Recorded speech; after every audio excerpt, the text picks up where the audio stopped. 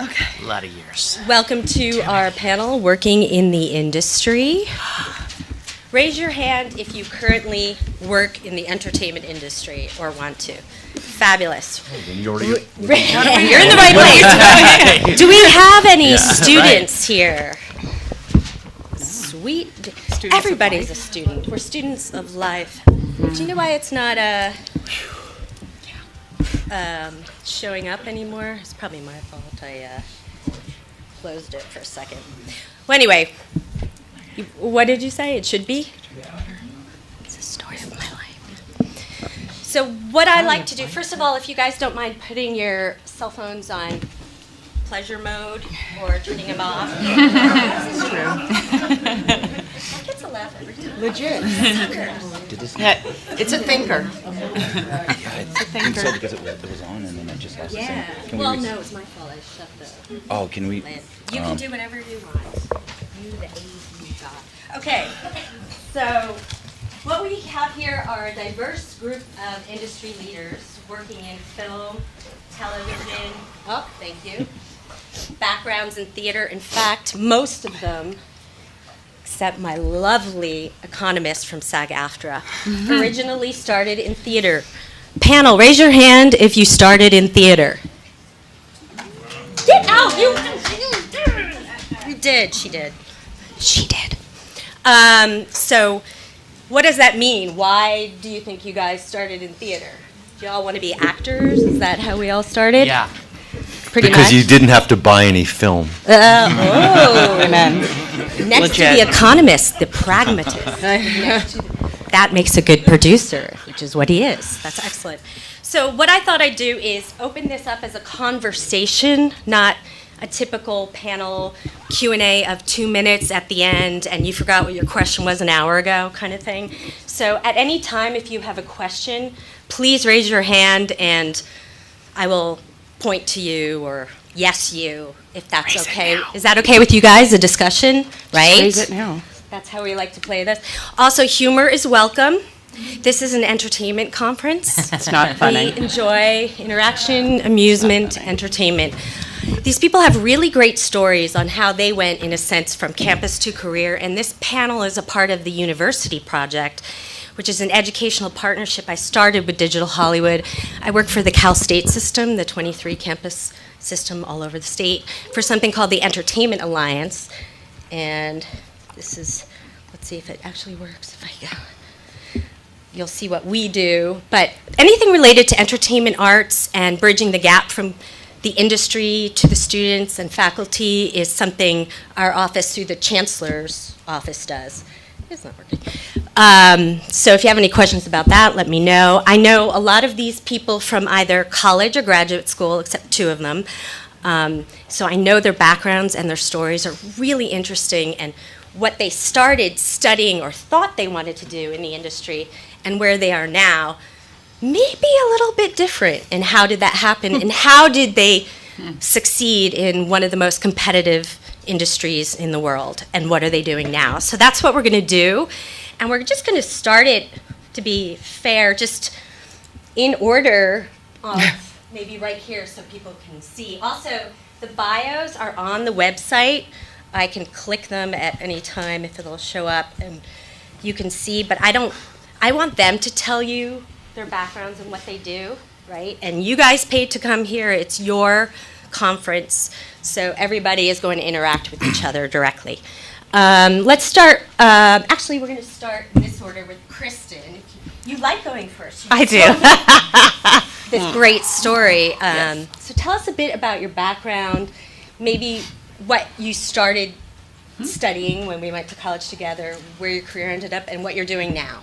Okay, so I met Simone at Northwestern University, and I was a radio, TV, film major and a French studies major. So in the radio, TV, film major at Northwestern for film, there were 3 disciplines: history and criticism, writing, and production. And of the about 25 people in production, there were 3 girls, and I was one of those girls.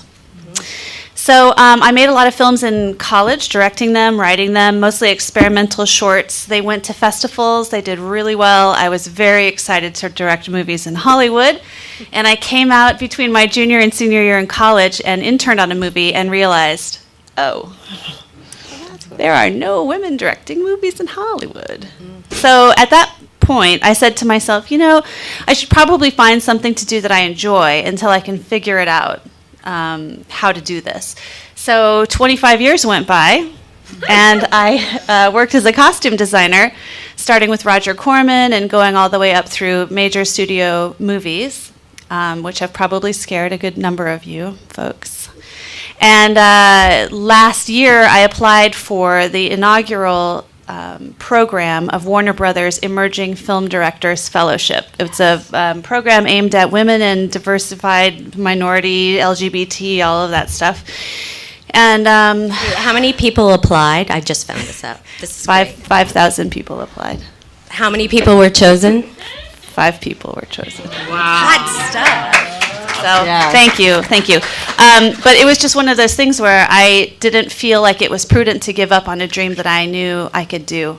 So I got into the program. I wrote and directed a short in February. We had a screening on the studio lot at the end of July.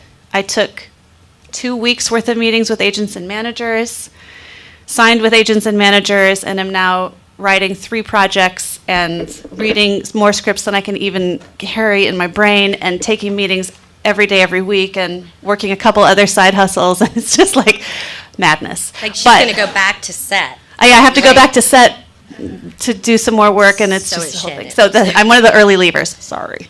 But thank you for having me today. No, thank you for being here. And Eric as well.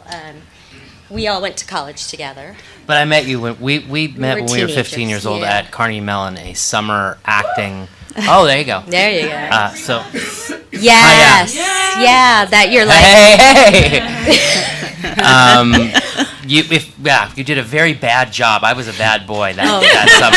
Yes. That was, I don't even really remember it. But I remember Simone. So I wanted to be an actor. Actually, I started out as a magician when I was 8. No, yes, I did. I was Eric the Illusionist. And then it I all went makes sense now. I wanted to be an actor. Went to Northwestern to study acting. Upon graduating from Northwestern, I came back to Los Angeles, which is my hometown, and I was doing a production of A Midsummer Night's Dream at a very small theater in the Valley, changing costumes in the parking lot in the rain. And I didn't want to live in my parents' backyard anymore, and realized that I wasn't going to be able to get out changing costumes in the parking lot in the rain. And it was just very fortunate for me that when I grew up in Los Angeles, I went to a school where I became friends with Christopher Peters. Christopher Peters is the son of John Peters, who's a very powerful Hollywood movie producer at the time.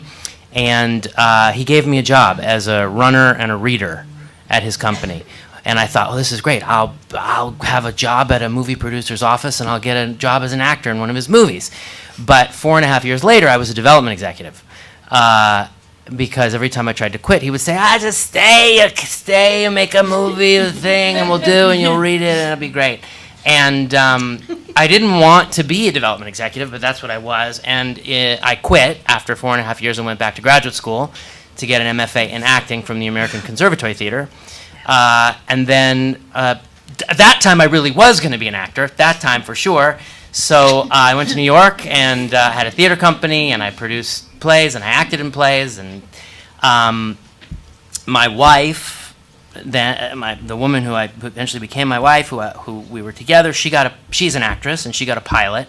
So we had to move back to Los Angeles, and I left everything that I had gotten together up and running in New York. I had an agent, and I was doing acting.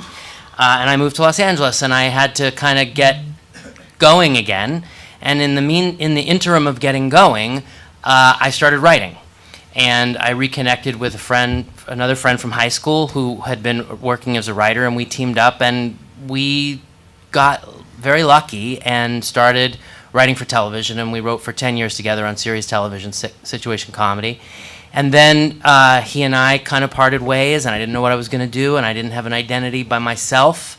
and I wrote some scripts and tried to get me. By this time, I had an agent manager. I was a working writer, and then again, just very, very lucky. My across the street neighbor, literally across the street neighbor, we had a mutual friend who was in animation, and we went to coffee one day. Didn't know him very well. Asked him if he would ever want to talk about animated movies and how you make an animated movie, and we came up with the idea for the Emoji Movie at coffee, and we developed it over about 3 months and pitched it and sold it, and then it came out, and now I'm writing another movie for CBS Films that I sold on a pitch last year.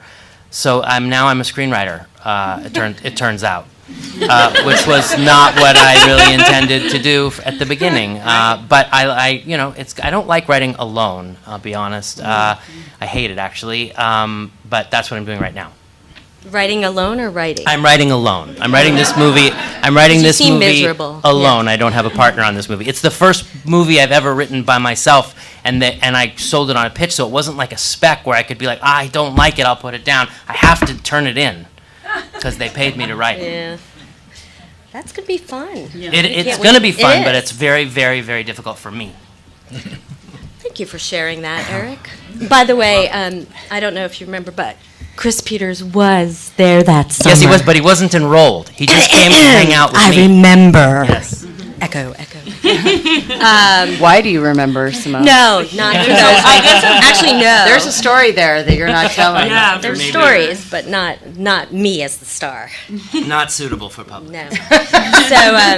So Shannon, this is not the first time Shannon's been on this panel for me, and one of the reasons, not just she's generous of heart, which she is, but her story, actually you'll see a common theme in a lot of these stories, which, no, they all don't. That is the common theme. They all don't. Most of us But, get railroaded.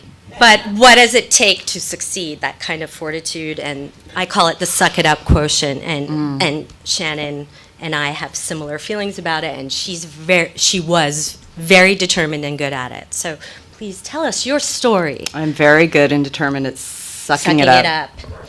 Not sucking it up. I'm an alcoholic. My name is Shannon. Hi, Shannon. I'm so grateful to be here today. I, too, started in theater a very long time ago. I actually grew up in Southern California in Orange County. I went to Orange Coast College, which I am very grateful for, where I had a teacher who said, if there's anything else in this world you want to do besides theater, for the love of God, do it. And if there's anything else that you want to do besides be an actor, for the love of God, do that. And so through, what was that? I know who that was. Who was it? Holland? No. Alex Golson. So anyway, so he, there I realized that, I thought I was going to be an actor. And then I took a directing class, and I found my feet. And that was where I got started. And from there, not only did I meet my spouse as well, we did a lot of shows together, and we started a theater company together in Orange County. Not an easy thing to do. And also I worked at a theater company called South Coast Repertory, which is in Costa Mesa, produces a lot of new work, which from there, I met a director who eventually went on to become my directing professor at the Yale School of Drama.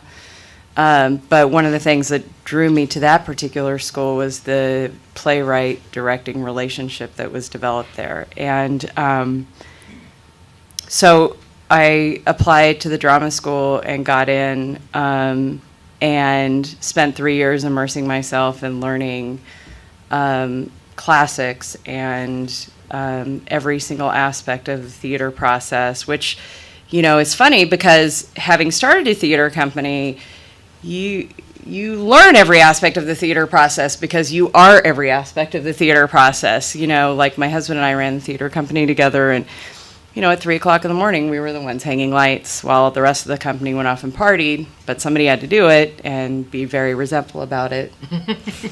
But anyway, that being said, it taught me a tremendous amount of humility and grace. So I went to the drama school, found my people, and was able to develop incredible relationships. And one of the relationships I developed was with a sitcom director named Asad Kalata, who is, that I didn't know at the time was a huge part of my adolescence, because he directed, The Facts of Life, and a lot of young people in this room may not know these shows, so Who's the boss, too, right? Yeah, just tons. Sabrina the Teenage Witch, and so through him, I had a meeting here in LA. I was working at a playwrights festival at SER, and he said, "Have you ever considered directing for television?" And I said, well, "I'm a theater director. I mean, isn't that selling out?" And he... Do you like to pay the rent? So basically, what he had opened my eyes to was the fact that directing sitcoms, multi-camera sitcoms, is a lot like directing theater. And the only addition is cameras, and that you get to work on a new play every week.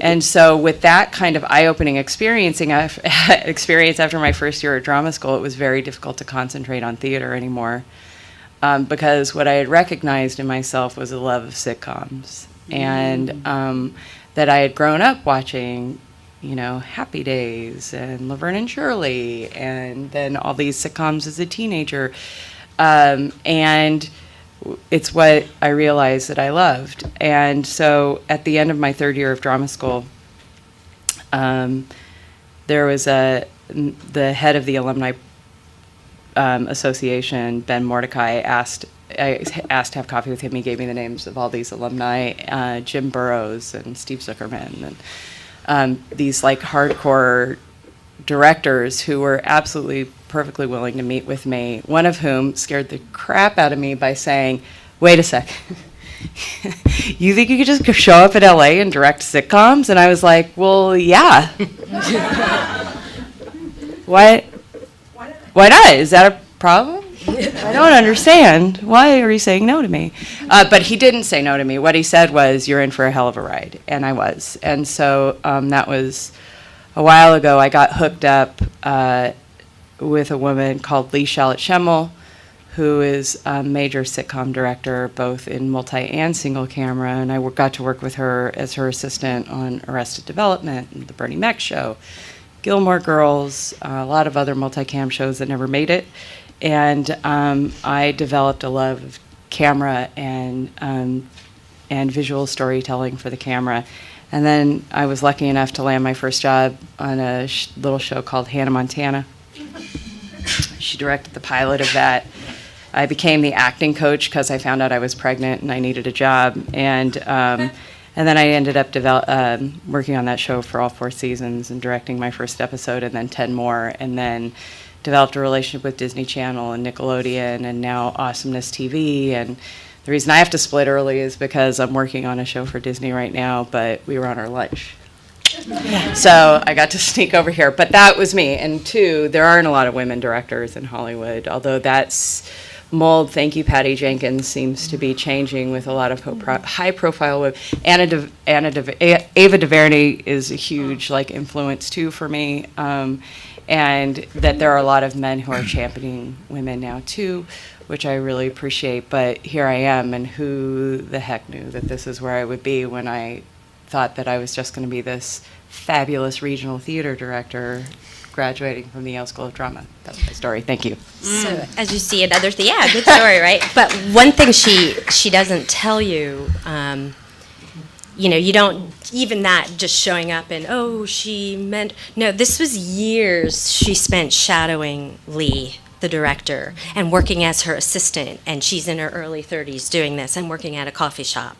It didn't Yeah. It's really important, that idea of you just don't, and Sorry. then I'm a director. Right. I was trying to I could spend this whole hour, but we have 3 other people who want to tell you their story. But idea of how do you succeed? Well, who's your neighbor? We got that one. Who do you know? Who do they know? And fortitude. So, what are you willing to meeting risk? people, yeah. What are you willing to risk? What are you Yeah. willing to risk? So, and Lucia. Hi, I'm Lucia. For any of you who are wondering, I'm Italian, Mexican, and Irish, so I apologize in advance if my wild gesticulations knock drinks off the table. But thank you. She knows me a long time. So I was raised in Europe and New York, mostly New York. I thought I was going to be a ballerina. I danced with the Joffrey and School of American Ballet growing up. And then when I was 15, I got injured, and the theater teacher in my high school said, "I've seen you dance, you're a performer, you're coming with me." So I started to act, went to Harvard where I acted and kind of created my own dramatic literature major, and spent my junior year abroad at Trinity College Dublin, just like reveling in drama and literature. And then I went to the Yale School of Drama to study acting, where I met these beautiful women.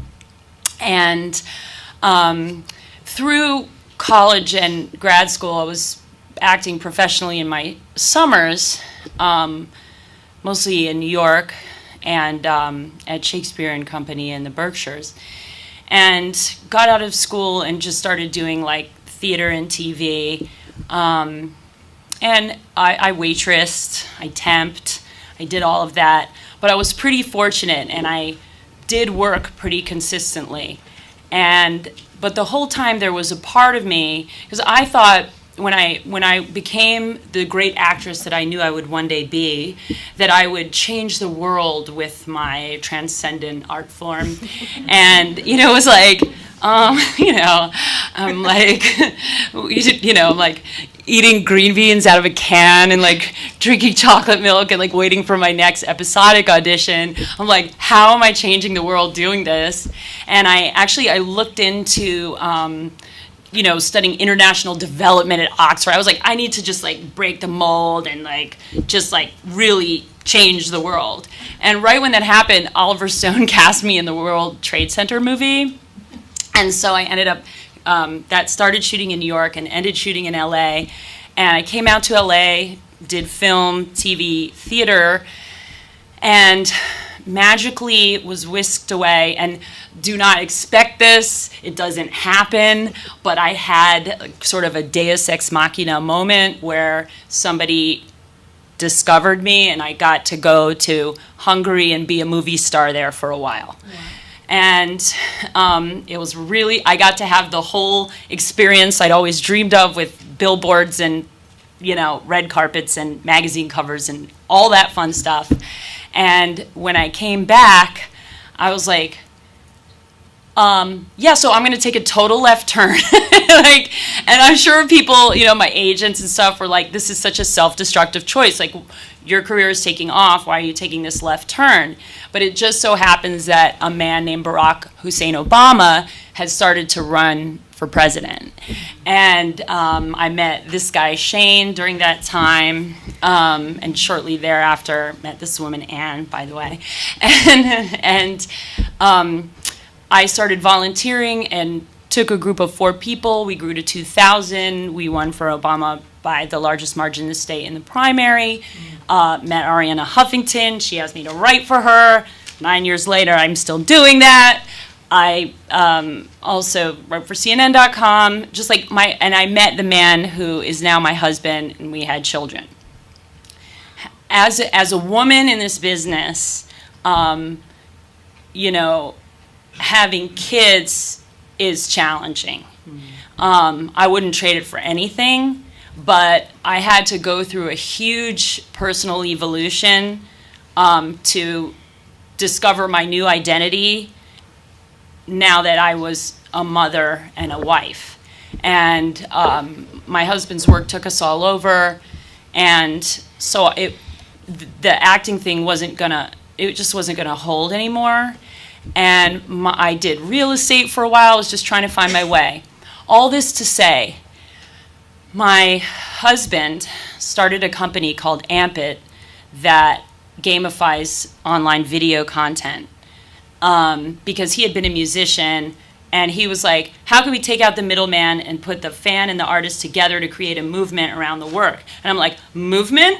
I'm a grassroots organizer. Like, that movement, you know, and so we just started to like brainstorm together about how we could press fast forward on movement building using technology. And because we're both entertainment people, we created our first client, which was the World Cup of Hip Hop, an online series that is kind of like, it's 100% fan curated, and the fans use our platform to vote for their favorite artists, and then we go shoot in the barrios of Aranjuez, Medellin, Colombia, the favelas of Rio, wherever, and then the top artists come to the finale, and the top fans join them.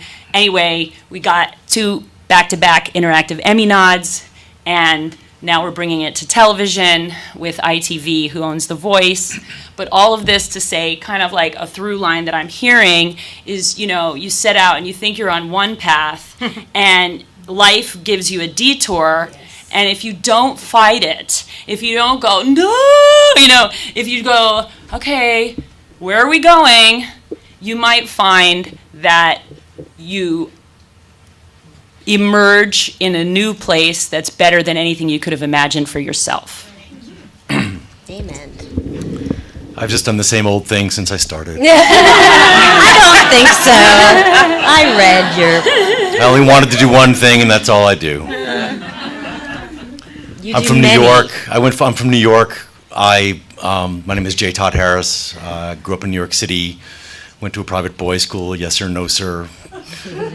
Didn't have a good enough voice to be in the Gilbert and Sullivans. Went to high school, acted a little bit, got into Stanford on a clerical error.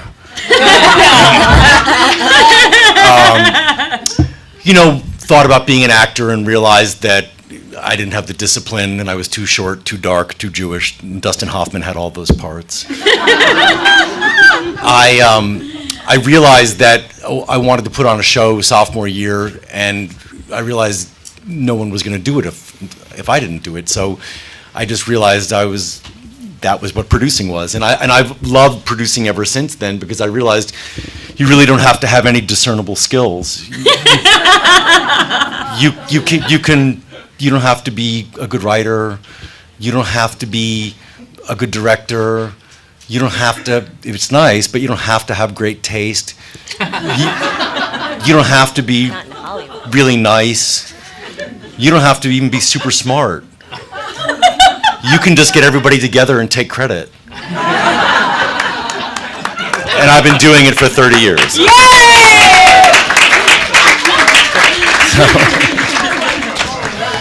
So more to the point, I've produced a lot of independent films. One with the lovely Elaine Dysinger, who's in the second row here. We did a movie together called Bottle Shock, and she co-produced that with great me. movie. Good movie. I love that movie so much. And quiet moment for our friends in Napa Yeah. right now. Yeah. I was just Anyway, I've made a couple other movies you've hopefully heard of. I was an executive producer, one of like a horde of executive producers on The Kids Are All Right. Didn't stop me from putting on a tuxedo and going to the Oscars and taking credit. I've done little tiny movies that went to Cannes, like Denise Calls Up, with my first movie ever with $600,000. We didn't know what we were doing, and it made money, and I was in Cannes, and I thought this is going to be easy and fun, and then I proved that over the next 43 movies that it was none of the above. Talk to us, though, about how you got now back to your sort of original roots of theater more recently. Just to bring it up to date. So basically, I've made a bunch of independent films. Some went to Sundance. I did, after college, which I left this out, I ran a theater company for 3 years in Palo Alto called Theater Works. It was a great job. I was 22. I was straight. I was making 8 shows a year. I was getting paid almost enough to live. I was having a great time. Okay, it was amazing, and I did that for 3 years, and I had a great partner. And if there's any justice in this world, they'll get the regional Tony in the next 2 years before the founder retires after 50 years.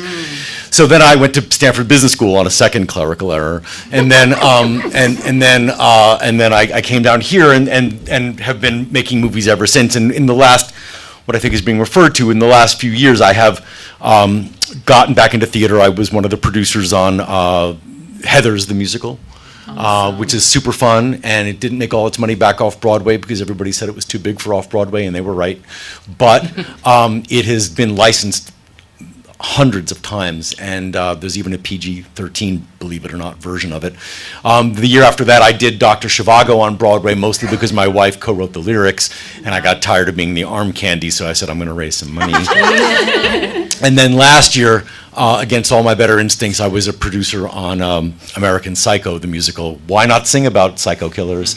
So, and I loved it. I actually, I thought it was the stupidest idea I ever heard, and then I saw the clips from London, and I said, oh my God. So now I've completely got another addiction back into the theater thing. I'm working on next a musical of Soul Train, which will hopefully be. Oh my God, that's great. That's the reaction I'm looking for.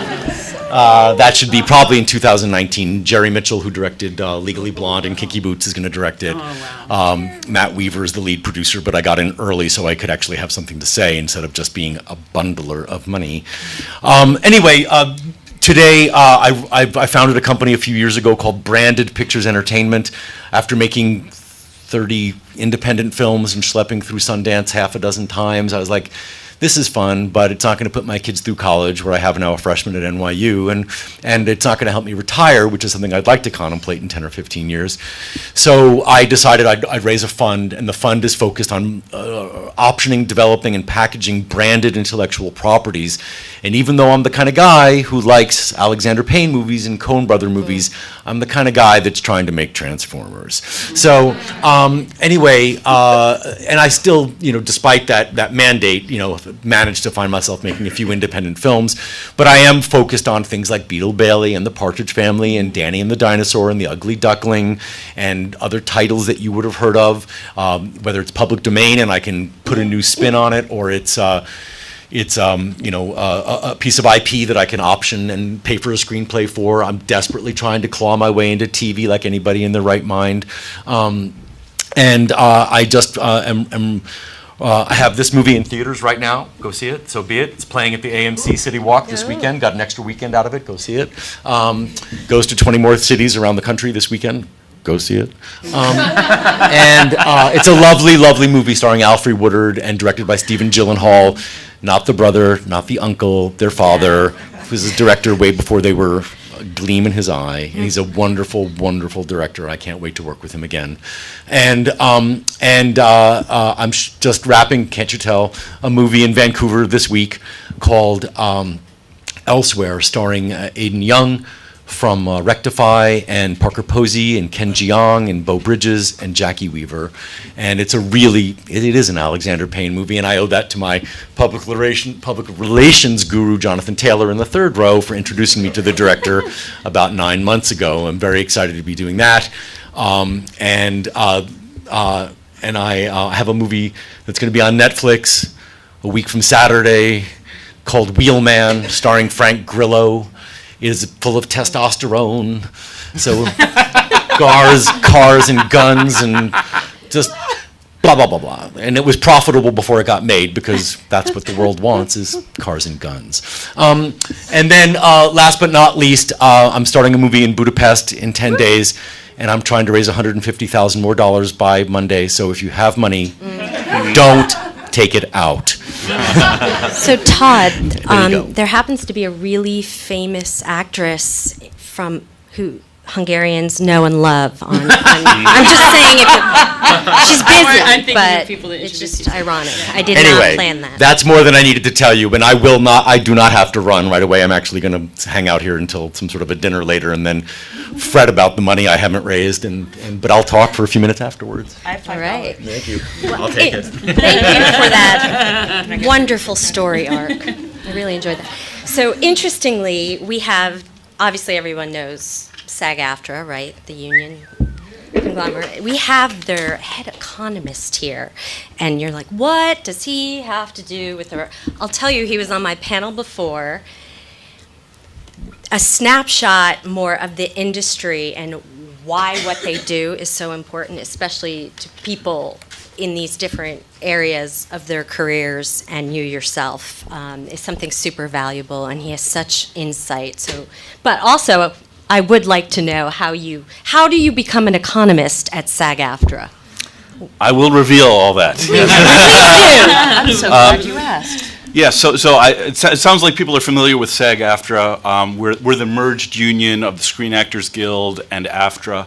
We represent actors, recording artists, broadcast journalists, basically professionals in the U.S. who are working in front of a camera or behind a microphone. We represent. And we negotiate terms on their behalf with employers, whether it is studios, whether it is producers, whether it is TV stations, record labels, and we negotiate minimum terms of compensation and residuals. I, as the chief economist, head up the Office of Media and Labor Economics for the organization, and we are a team that is specifically focused on, one, studying trends with the media business, but two, studying trends with how people are making a living in this business. So working in the industry is a topic that we, a number of people every day are focused on answering the question of how is this changing? What are the people who are today trying to make it in this business facing that's different from the past? How do we have to adapt? And we fortunately have a wealth of information from across a lot of different media platforms and know how many people are working where. So we're able to tease out trends, and that informs the organization's strategy, both as far as how we're growing our membership and also how we negotiate our contracts. And just a bit about myself, I did not start in theater, I started in film. I was an undergraduate film studies major at an East Coast university called Wesleyan University. I studied filmmaking as an undergrad, made a number of shorts. After college, I found that the freelance nature of writing and directing did not suit my temperament. I couldn't take the uncertainty of not knowing where my paycheck was coming from in 2 or 3 weeks. So I fell back into the business world, went into consulting, got a graduate degree in MBA, and then I ended up consulting on the advertising side of the business, and I developed enough expertise in commercials and advertising that Screen Actors Guild brought me in to work on their advertising contracts, and worked my way up to be chief economist. Very interesting. So one question I had while we're on, David, just because this is a recent development, I don't know if everybody follows the trades, about something the union has been working on a long time that just got resolved that we talked about earlier. Would you like to talk about it? Yeah, so we've our union was on a strike that lasted almost a year in the video game space. This was a very tough challenge for our members, and it was an interesting experience. So we represent the talent in video games. Usually that is people who provide their voices. So if you think about most console games, they have some element of human voice. We also represent some motion capture performers who do some of that game work. I don't know how familiar everyone is with the video game business, but there's a lot of growth going on. Most of the growth is at the smaller game level, not necessarily the console business, but there are titles in the console business that are making a lot of money, and a lot of the big budget blockbuster games resemble big budget blockbuster movies where you have actually really large casts putting in days and days of work on this. And we represent them. We were looking to get fair compensation for our members who do this work, commensurate with the value that they bring to these games. And the reason this was such an interesting challenge for us is that we're used to operating in spaces where the on-camera talent or the voice talent is the thing that's being sold. So when you think of the motion picture business, usually it's, you have a handful of stars who are the faces, no disrespect to the producers and writers on this panel, but usually it's a handful of stars that are what's selling the picture to the major audience. With sound recordings, it's usually the lead vocalist. With video games, much of the value is coming from the developers, the programmers. Yes, we deliver, our members deliver a lot of value to the gaming experience, but it's not as much in the forefront of fans' minds.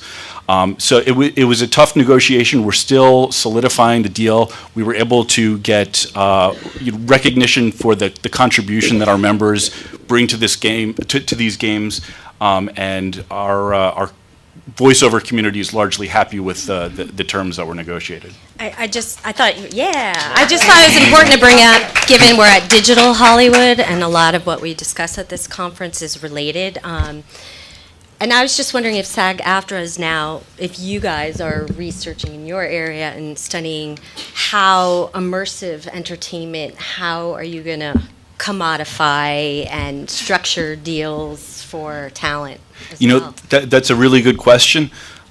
We're definitely looking at it, and for any of you who are either members of SAG-AFTRA or have employed our members, you know that our contracts are very long, dense legal documents. So the question that you raise is something where we have people who are familiar with the business, we have people who are actually doing the work in this business, and we work with lawyers to figure out what's the best way to structure these agreements. The challenge that we're seeing in immersive immersive entertainment like AR, VR, there's a lot of different production models out there, and we're still waiting for a dominant one to emerge before we, nail down what the compensation structure has to look like. So we cover our members when they're doing this work, but we're not seeing the big budget productions employing our members the same way that they started to in video games. So we're looking at trying to cover all our bases. I have a question that's digital for you. So in this world where Netflix, nobody except Ted Sarandos knows how the things have done, how are you sorting residuals for Netflix, Amazon, where nobody tells you what their ratings are, what their viewership is? You have no idea whether your movie's been seen 1,000 times or 1,000,000 times. What are you doing? That's a great question. Yeah, that institutionally we were wrestling with this for the first half of this year. We were just a few months ago in negotiations with the major studio groups for what does the residual structure for this kind of use look like. And an interesting challenge that we didn't foresee years ago is the fact that the producers don't have access to that kind of information as well. But they still get hit up for the residuals. That's true. That's true. Well, the producers in the streaming in the streaming space, most producers have passed those residuals obligations on to the streaming provider that they sell it to. One hopes. Yes. And what we do base it on in the new structure is we look at how long the platform is exhibiting it for, whether it is domestic or global, and we've come up with a structure of tiers for different streaming platforms. So if you're talking about a startup platform that only has a few million subscribers, the residuals obligation for exhibiting on that is much lower than the traditional residuals obligation. For something like Netflix, where there's more than 50 million subscribers in the US, there's global subscribers, that's where the residuals obligation looks a lot more like the traditional TV model. So then there's a tier down for Amazon, there's a tier down for Hulu, there's a tier down for CBS All Access, and so as the show is exhibited on different platforms, that's what drives the residual structure. It's far from perfect because, as I think everyone knows, there's a lot of shows on Netflix that are very niche audiences, and there's a lot of shows on some of the smaller platforms that have large audiences. So it's an imperfect model. What about webisodes? If it's a webisode, it depends on the nature of the production. If it's a high budget, I mean, if it's a webisode that is $2 million a webisode, that's something where there's a residual burden that is much closer to the old model. If it's below 1.3 million a webisode, that's something where the obligation is negotiable with the performers. And the next thorny issue is as a theater producer, I just would say, is, people are trying to now broadcast or broadcast shows, whether it's Fathom events or Broadway HD, and talk about a clusterfuck of unions. Yeah. I mean, it's a nightmare. We're in the Wild West right now. But and of course, just with many traditional people, oh no, don't have DVDs, it'll ruin the theater, the film business. And that's what a lot of Broadway people are like, don't let them show our shows on TV because it'll ruin the theater business. But it also could be a huge revenue source. I mean, that gets you involved with Actors Equity. Yes, when you're talking about Broadcasting a live stage show, yeah. I'd like So to jump we deal in. with those on a one-by-one Please ad jump hoc in. basis. Yeah. So, something our company is trying to solve for is allowing content creators and media companies and brand marketers to own their audience, because these are the struggles that people are having. And so basically our technology scores and rewards fans for watching and sharing content. And that drives very deep engagement. For example, we were able to get, for our little crowd-funded World Cup of Hip Hop in its first season, 20 million media impressions worldwide with no marketing spend, and 30-minute user sessions for 3-minute content, because the gamification of the video engagement really, really drove intensity. And on the back end, we are able to get some pretty granular analytics on who's watching, how long they're watching, who they're sharing with, who is making stuff really blow up, who are the early adopters, who are the trendsetters, what are the trends. And what we're doing is we have, our consumer-facing and our content side, but we also have an enterprise side that we sell as software as a service to big media companies to help Do the them same thing. have a direct relationship with their audience and their top trendsetters. And there's something in it for them, and there's something in it for the fans too. Like, who are those 3 girls on YouTube who made Bieber a huge star? Nobody knows, but with our tech, we can tell you. Wait, so 2 things. Lucia, for those people who may not understand what you mean by the gamification, can you Yeah. discuss that a You little? can vet that word. And, right? And also, I definitely cannot who claim that. are you now? Like, the way it just, awesome is what I have to say. You are speaking like a producer and technologist. Thank you. Like I said, you can become what you never imagined you could be. Exactly. So basically, you get points every time you watch and share online video content using our technology. And if with the World Cup of Hip Hop, the artist gets points too. So the artists who advance to the show, who advance to the finals, and who ultimately win have a critical mass of engagement points from their fans. We were the first show to get an Emmy nomination that was 100% fan curated, right? But if it's just for a brand marketer or a media company or something like that, the fans get points, and they can win rewards from the brand. So it's just say, if it's Pepsi, they could win Pepsi for a year. If it's Beyonce fans, they could get backstage passes to the show. If it's a movie, they could win tickets to the premiere to meet the star on the red carpet, right? And so they're watching and sharing that year trailer, or they're watching and sharing, the clip, like crazy, crazy, crazy. And as they're watching and sharing, we're seeing on the back end who your audience is and what the engagement is. And so we can, that's what because a lot of these big media companies are, geniuses at creating content and marketing it, but they are still very much in the 20th century when it comes to digital engagement and a relationship with their fans. And Arianna Huffington once said, that participation is the new entertainment. Like, everybody wants to be participating and engaged and interactive with what they're doing. So by giving you points and rewards, we're giving you something, but we're getting back some really useful information. Are your shares across all social media? Yes, so The question was, are your shares across all social media? They're webcasting, that's why I did that.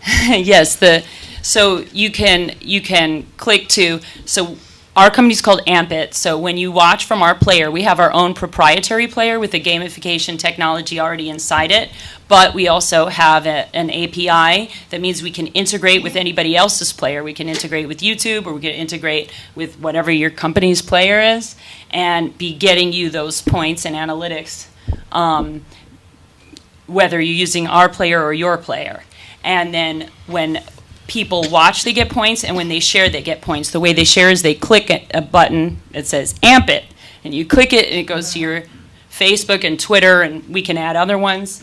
And you log in to get points, so you opt in to the campaign that way, and then every time you share to your social media, you get points, and then the link out there, where your tweet or your Facebook post, when somebody clicks that link, it goes back to. It's like an affiliate program. iTunes had it, but a different kind It's of different. affiliate. Yeah, like Yeah, it's different.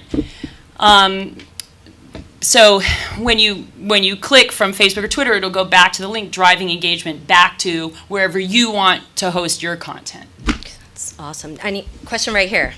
For each of you, where do you see the most opportunities emerge in the entertainment industry now? Where are the most opportunities in the entertainment industry now is the question. It's not the movie business. Why? The movie business is changing, as I'm sure many people here at this table can attest, and is sort of commonly discussed, I think, in the media. Things like Netflix and all digital media have changed the way people consume, and the space in the filmmaking environment for a whole budget range of films and a whole kind of movie that used to be part of the feature film landscape and the feature film diet is gone. So there are very niche movies and there are very big movies, and there aren't that many movies in the middle. I think is that a fair? Yeah, it's a drag. It's fair. It's a drag. Yeah. It really, At this point, it's terrible. disappearing middle So class. television, I would say, feel very, not digital on this panel. You're I bullish feel on very television. analog. Yeah. I feel very analog here today, but I will tell you that I think that television seems to be the place where people can reach audiences and also be more creative. It just seems to be. But along with that is streaming. We're seeing. I don't really watch my TV much anymore. I guess I mean yeah. Netflix. I mean, light all of television. those sort of like user-friendly ways to engage with content. That's where it is. And I think we're just, everybody's afraid that we're going to lose feature films, and everybody's afraid that we're going to lose these kinds of other things. But I think what's going to happen is it's going to morph. People want a good, like if you look at television as a chapter book, and if you look at films as sort of a novella or a short story, people still want that content. People want that length of a thing where beginning to end, 120 minutes. I think it's just going to change. The way that we receive that content is going to change a little bit. It already is. I mean, I do think it's like they've closed different distribution windows in the Yeah. film industry. They, like you were saying, very traditional. Oh, if we show it at this time, people won't go to the theater if we do it. Everybody consumes their media in different ways, different age groups, different backgrounds, different people. Some people like it here, some people like it on their phone, some people like it in the theater. So, thankfully. Does anyone else want to add to this before we take I was going to say the digital space for sure. I work a lot with Awesomeness TV, which is a content provider for Hulu and Go90 and other digital markets, as well as their own platform. And one of the things that I would say, though, that I'm not a futurist by any means, nor do I play one on television, but what I see happening, though, is in the digital space and in the content space. Based on the past, what I get weary of, or wary, I guess is the better word, is like, it's like a .com bubble. There's so much content. Like people are, it's like throwing spaghetti up against the wall to see if it's ready. You know what I mean? Like there's so much stuff out there that I just wonder when that bubble is going to pop, and when will that be? Because I just feel like the center can't hold here with digital, with so much content being produced, that eventually something is going to start collapsing. And I'm not usually a pessimistic person, but for right now, like of the moment, definitely digital short form content and short. Huh? It's a common theme. And also here. short order television shows, you know, like, and that's why we can get such major film directors and actors, like of such, you know, renown, to be on shows, because they're only being asked to make a very short commitment to an 8 or 10 episode season, which can be shot like a film. And so it's a schedule that they're used to. They don't have to put that much of a time commitment into it. And then for me, I think that in the television, like the network television space, that's going to be the direction. I don't think network television is going to have to adapt sooner or later, and it seems like they're later. Yeah, agreed. I'll get you in a second, right back there, the gentleman. I just want to say that all of this, no matter what platform we're using, is about telling a story. Mm-hmm. So, Erica had a question that's not a big one, but it's burning. You said you did Midsummer's Night Dream out in the Valley? Yeah. What role? I played Bottom. Yeah, you did. Yeah. Little known fact, his theater company was called the Rude Mechanicals. That was the one in New Makes York, sense. yeah. Right there, and then you. No, don't worry. Oh, don't you worry. I didn't Go ahead. do my research. Question for David, and everything is changing so, technology so exponentially fast. I saw something interesting earlier in the AR, VR, augmented reality. Mm-hmm. And what's interesting is that they're getting ready to come out with this game where Star Wars is going to be, you can put them in these glasses, and children are going to be excited about getting it. And they're making it now where they can come in hologram figures. And so what I'm asking you now, since we just ended that contract, I'm kind of new to SAG, since this is cutting edge right now so that we won't have to go on strike, start negotiating right now for the future, for when they start using, what did he call it already? Old content. They have their content. Repurposing content that already exists, and yeah. And so that maybe actors who aren't alive anymore can get paid without us having to. So if we started talks right now for the future. Yeah, that's a great point. It's a very big ongoing concern for our organization. So one of the ways that we deal with that issue of our members' work being repurposed into formats that we maybe didn't imagine at the time is making sure that the languages that we do have in place when they're negotiated cover that kind of movement. So we structure the language, and I'm not a lawyer, but it's designed to protect. If it doesn't call for a compensation term, it calls for the ability for the performer to renegotiate at that point. So whereas if it's taking it from an original feature film, we may not have envisioned augmented reality at that point.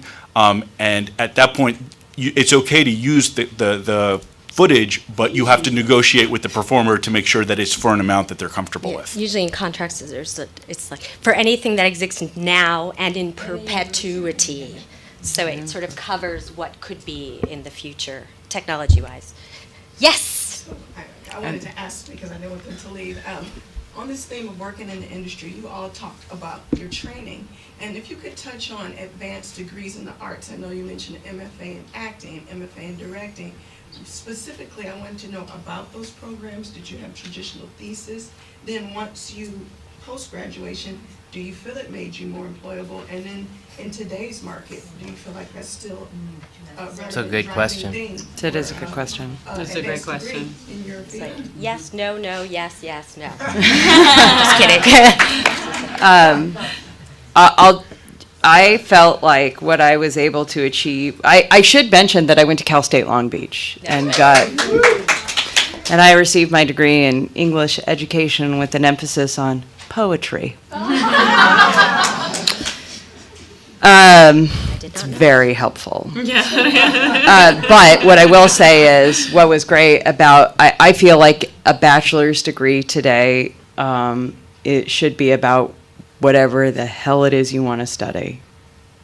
That makes you, you know what I mean? Like, what are you interested in? Because getting your bachelor's degree, I'm old, so in my opinion, doesn't feel like, unless you're going to be a doctor, engineer, or some other required field that requires you to have a certain degree in undergraduate, that your graduate program is mostly where you do your field of study.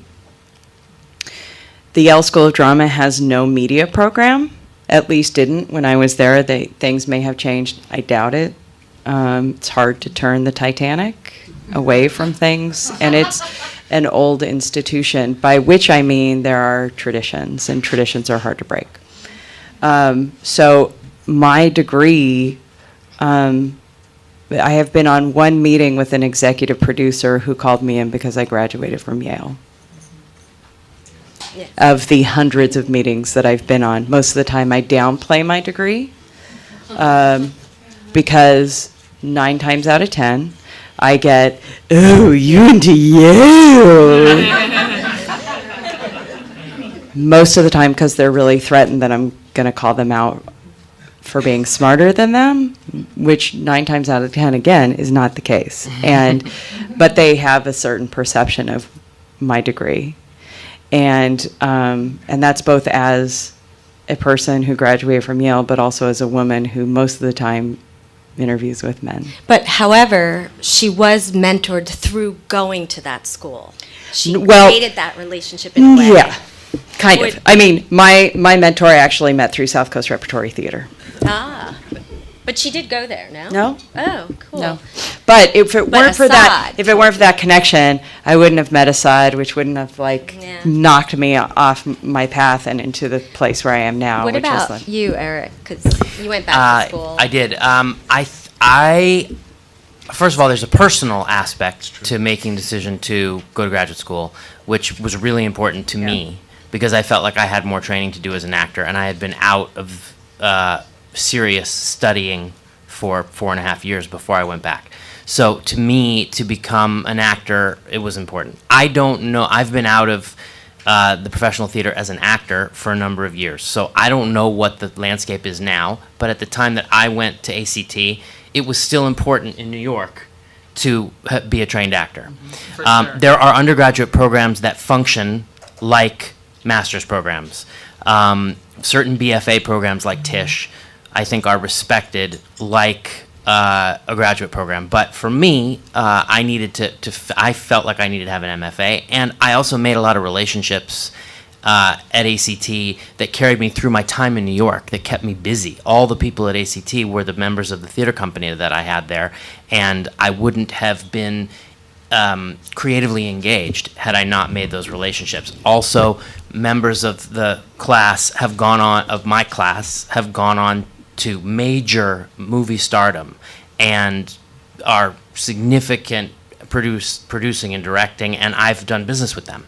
So I would say that there is a relationship aspect to graduate programs that you don't necessarily understand how it's going to play out. But only if you take advantage of them. Right. Because sometimes the program might not be as good as it seems on paper. Frankly, the program was not fantastic. But but relationships, no offense your to colleagues. ACT or San Francisco, I was underwhelmed.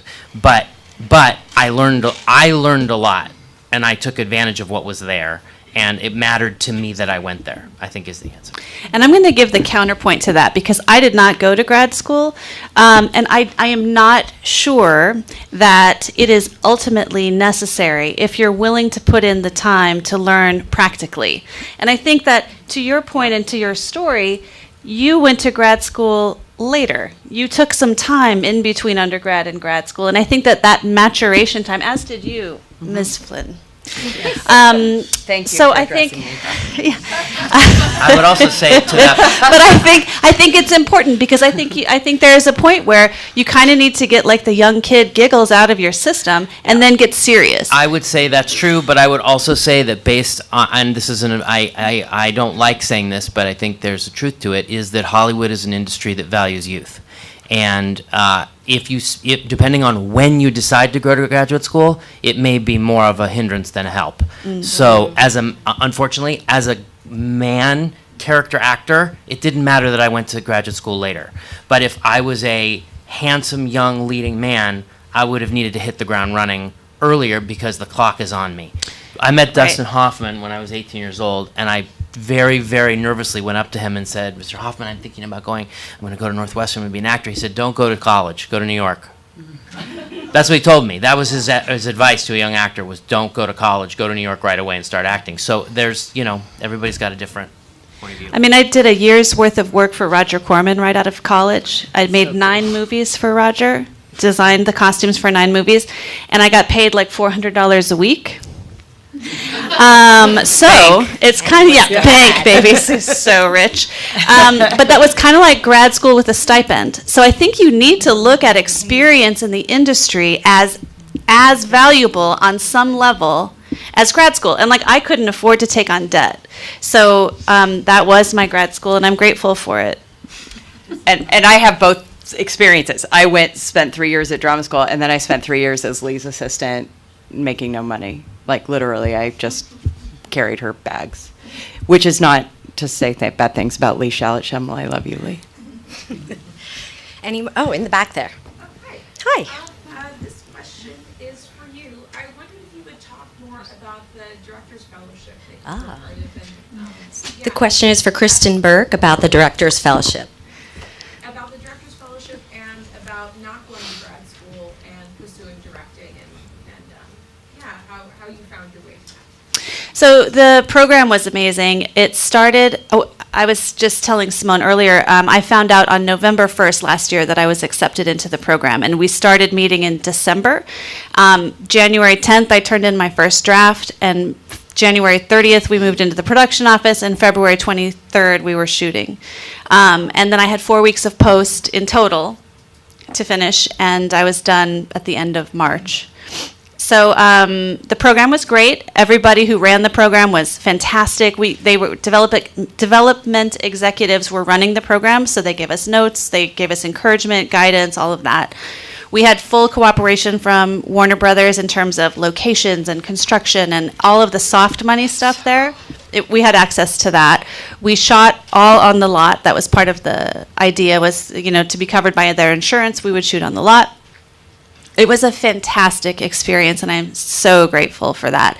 I just, I've made movies before, but I'd never made movies with a crew of 45, and I'd never been on a dub stage to just, it was incredible to be able to have that technology at our fingertips, and they're going to do it again. So the good news is y'all can apply. But in terms of getting there without going to grad school, I worked. It's kind of inconceivable for me now that I look back on it to think of all of the things that I did to get me to this point. I worked for Roger Corman, and in between I had a gig as a nightclub singer. In between I had a gig as a temp, as a radio DJ. It just goes on and on and on. I am a scrapper. So I never gave up that fight. And I think it's important to remember that, especially if you're a person who has to support yourself. I ate corn out of a can, for a long time, dreaming of the day when I wouldn't have to eat corn out of a can. So it's possible. You just have to hold on to it and really realize why you're here and not sort of lose hope. I'm as astounded as anybody else that Warner Brothers did the program and that I got in. So I'm just, thank you for your question, and I'm just here to represent for everybody moving forward. Is your short available online? You know, it will, hopefully, in the next month or two, it should be on HBO Go. This person back What is here it with the called, glasses. actually? What is it? It's called Urban Myth, Nest. Nice. Is it a horror? Yes, it's a scary movie. Yes. Oh my She likes scary stuff. Did you have to hire someone to be the costume designer? I did. I hired my assistant. Yay! Oh, that's it. Promote from within. Support. Yeah. That's right. There's a person back there who's had her hand up since the beginning. Apologies. Next time, really high. Bring it. What's your question? So my question, I brought it up before, like on a panel that was more business, but it's something that I'm contemplating as I went to film school for too long, 10 years of it. So the thing, like right now everybody's talking about like the death of film and they talk about where could we go to VR? Where's the next? Somebody asked where's the next opportunity? And I'm very passionate about the idea of every idea has the right platform for it. And now we have all the options possible. So it's just what is this idea will work better in the short form, or this idea will work better in the long form? And it's do you have any insight about from your angle, your understanding of which concept work better on a short version for YouTube because it has different experiences, and the other side of it is there's there's because certain stories should link better Right. in the long form or short, Right. Do you mind if I reinterpret what you just said really quick? Just because it's streaming.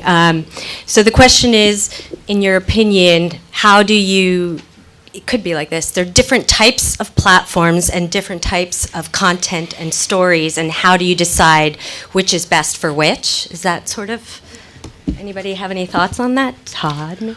Well, I having made 40 plus movies, and I'm, as I said, clawing my way into the television business. I also have two teenage sons, so I watch how they consume entertainment.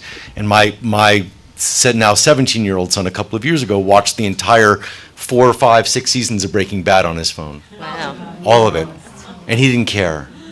He didn't care, and I have to dynamite them out of the house to go see a movie. When Life of Pi came out, they said, "Well, aren't you going to get the screener?" I'm like, "The hell you say? You'd march your ass to the damn ArcLight and see this thing in 3D." Fucking Ang Lee. So I feel like the advantage, but the truth is that there are a lot of movies that getting made that don't demand you to go to the theater and see it, and it's a McGilla to go to the theater. This is playing at the AMC City Walk. Do you know what it's like to go to the City Walk? Oh my God, it's like combat pay. It's horrendous. And by the way, the theaters are beautiful, but you have to machete your way through the tourists and the flotsam and the jetsam and the parking. It's horrific. But I mean, you look at certain movies about people. Like I went and saw The Descendants. So I love Alexander Payne. In the theater, but you can see The Descendants on your big screen at home. It's okay.